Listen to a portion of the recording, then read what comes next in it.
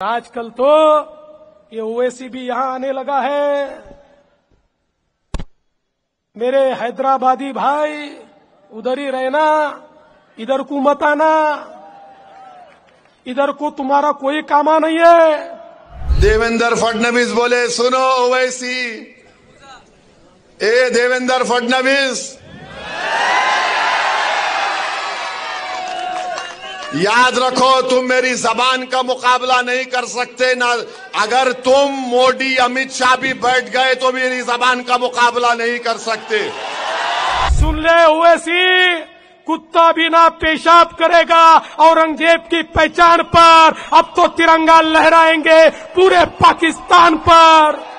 अरे देवेंद्र फडणवीस, तुम जिस चीज को लाना चाहते ना औरंगाबाद में, वो चीज कभी नहीं आएगी इंशाअल्लाह ताला। मैं लिख के रख रहा हूं। गीदड़ को लगता है हमने लोकसभा में वोट जिहाद करके मोदी जी को परास्त कर दिया, लेकिन उनको ये पता नहीं है मोदी जी की ताकत क्या है। अब तुमको खुजली होगी अब जब मैं बोलूंगा यहां से। अब सुनो देवेंद्र फडणवीस, तुमने कई एमएलएस को खरीद लिया, चोरी कर ली, तो तुमको क्या बोला जाए? डाकू बोला जाए या चोर बोला जाए? आजकल तो ये ओवैसी भी यहां आने लगा है। मेरे हैदराबादी भाई उधर ही रहना, इधर को मत आना, इधर को तुम्हारा कोई कामा नहीं है।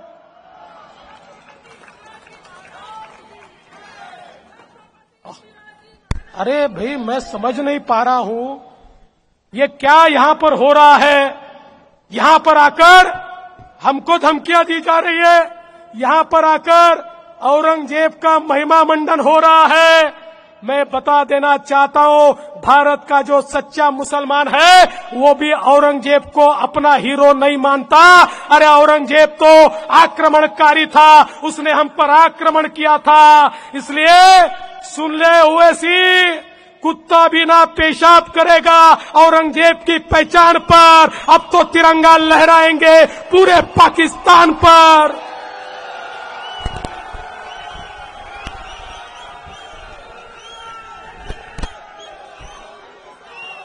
दोस्तों, गीदड़ के मुंह में खून लग गया है, गीदड़ के मुंह में खून। गीदड़ को लगता है हमने लोकसभा में वोट जिहाद करके मोदी जी को परास्त कर दिया, लेकिन उनको ये पता नहीं है मोदी जी की ताकत क्या है। उनको ये पता नहीं है मोदी जी की ताकत क्या है। अरे महाराष्ट्र में हम सोए हुए थे, शायद नहीं जाग पाए, नहीं समझ पाए, इसलिए हम लोगों ने गलती की और इनके वोट जिहाद को नहीं समझ पाए। लेकिन अब सोए नहीं है, अब हम जाग गए हैं, अब जाग गए हैं और जागकर अब हम लोग इस चुनाव में वोटों का ऐसा धर्म युद्ध लड़ेंगे कि ये गीदड़ों के ध्यान में आएगा कि अब उनकी चलने वाली नहीं है, गीदड़ों को उनकी जगह दिखाकर रहेंगे। इसलिए मैं आपसे इतना ही निवेदन करना चाहता हूं, इस बार का वोट आपके लिए नहीं है, इस बार का वोट आपकी आने वाली पीढ़ियों के लिए है।